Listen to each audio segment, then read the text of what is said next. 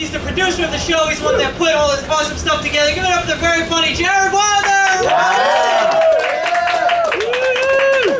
Give it on up for Angela Cobb. Fantastic as always. I love having Angela on the show. She's amazing and fantastic and rocking it out. And Ken, I feel you on that. Thanks for coming on out. 8:45. I haven't seen that since like the 90s. I gotta tell you, it was ridiculous. And it's funny. So Angela actually mentioned the fact that I kind of come off like I think I'm black. And you know what? It happens a lot. I realize it. I'm born and raised in New York, and there's something about that urban feel to it. And when I was out in LA, actually, I went on an audition, and this casting director had told me, she prefaces this whole audition with the fact that she's really good at guessing nationalities. Naturally. And so I go out there and I do this audition. And afterward, she goes, "You know who you remind me of?" And he looks down at my headshot, looks up at me, looks down at my headshot, looks up at me, and goes, "Young Denzel." And I said, "Washington?" I mean, Denzel Rabinowitz, we could talk, you know? And then she goes, "Yeah, and a little Jamie Foxx." And I was like, "I know, we really need to have a talk." And she goes, "Oh, what are you?" And I said, "White and Jewish." And she goes, "Oh, awesome. Oh, you remind me of somebody on the West Wing." And I was like, "That's probably more appropriate." Yeah, it is. I don't know if you guys saw that Pizza Hut came out with a new pizza. And in the crust, they have cheese, jalapeno, and pepperoni. Basically all the toppings you would have on the pizza in the crust. And this is after they already came out with the 16 pockets of cheese pizza. Yeah. 16 pockets of cheese surrounding an already cheesy pizza.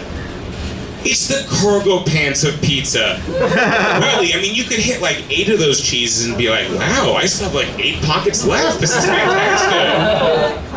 I mean, if you have it, and you might go in, maybe it's a Saturday night, you're a UFC fan, you order this, you're stepping into the double octagon of dairy. You're not coming out alive. And okay, spoiler alert, if you're lactose intolerant, this pizza is your arch nemesis. Avoid at all costs, like the plague. But at the same time, though, not to be outdone, Domino's, or Yamamonos, as I like to call it, they came out with their own new pie, their own new recipe. It's a new recipe for the new generation. It even comes in a slick black box. Like Jay-Z sponsoring this pizza. You know what I mean? Like he's gonna pair it with his new Armand de Brignac, Ace of Spades in the house. It's like, yeah, like you're assuming that when you open up this box, there's gonna be a higher credit score for you. Really, like you need that just to get, you open up this box, you're gonna take a slice and you're gonna have a Tiffany engagement ring there. That's how high end this really is. And it's unbelievable, it's fantastic.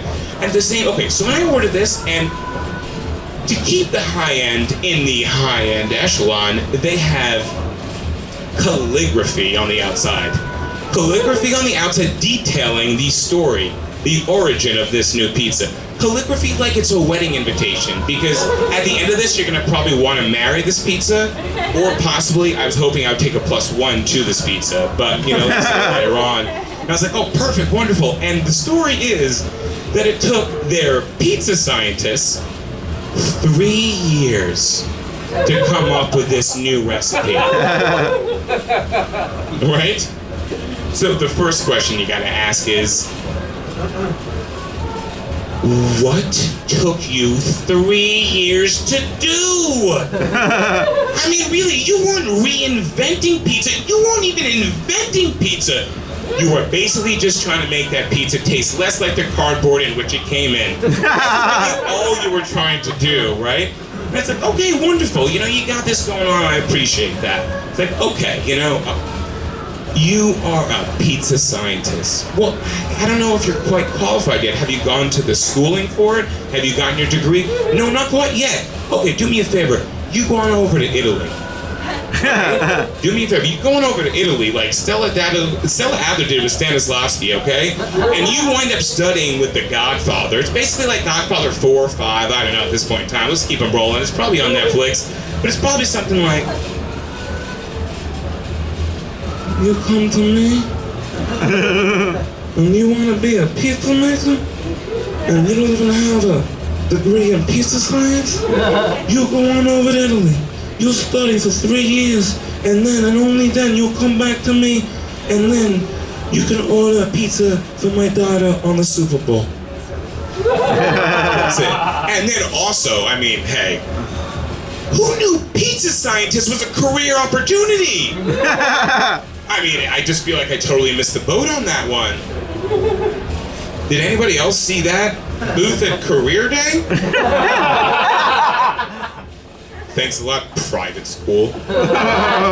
Failed me again. We weren't allowed to have it in Hebrew school. No, I'm kidding, we were. We were just like having a fun time. We're like, pizza! It's Wednesday, it's Tuesday, it's just like, why not? You know what, here, you know what, go through the desert, but you get pizza afterwards. It's wonderful. I remember actually I think first pizza party that I ever went to was right before we all went to go see, it was a birthday party to go see Jurassic Park, the movie. Yeah, it was phenomenal. I love Jurassic Park. Jurassic Park's fans out there? Yeah? Right, okay. I'm ridiculously pumped for the new movie. I'm so excited about it. And I remember when I first saw that, there was just something about it. It was that magical moment in movies where you're just there and you're taken, when the doors opened up and you just walked into Jurassic Park. Well, I mean, obviously at that point in time, you know, you're on the conveyor belt going in, but later on it gets real. So apparently, the reason why my favorite character in all of Jurassic Park, the Velociraptor. Yeah. Right? I'm a big fan of the raptor, and you know why? Because I think that the raptors are the most evolved of all the creatures in Jurassic Park. Really, I mean, think about this. They're the only character that made it through all 3 movies. Right? T-Rex didn't. Jeff Goldblum definitely did not. And if you saw Jurassic Park 3, you know Spielberg didn't either. Really, he was putting that shit in, like, for real. And the reason why you know that about the Raptors, think about this, alright? In the beginning of Jurassic Park 1, the Raptors are behind an electric chain link fence. All the other dinosaurs are just out roaming free.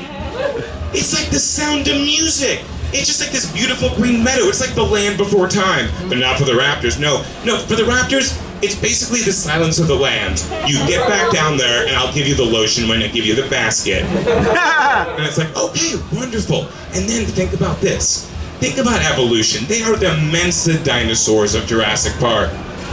An hour and a half later, these dinosaurs have broken out of this electric chain link fence, developed a revenge plan,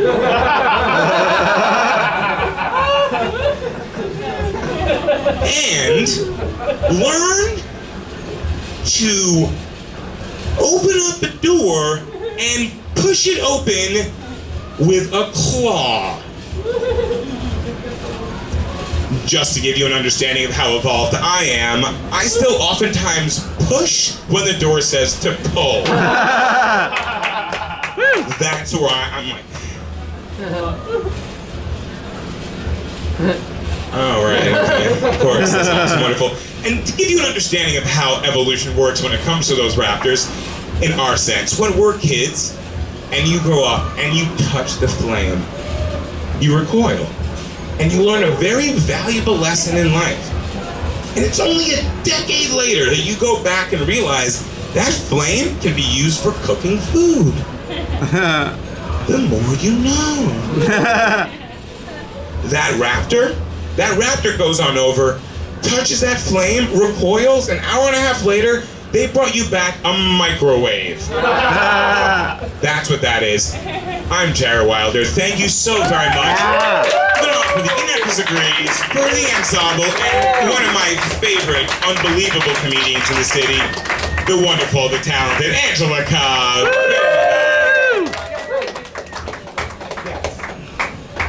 Give it up for Jared Wilder one more time, guys! Oh yeah, that's fine. No, Jared Wilder one more time, guys. Give it up. We're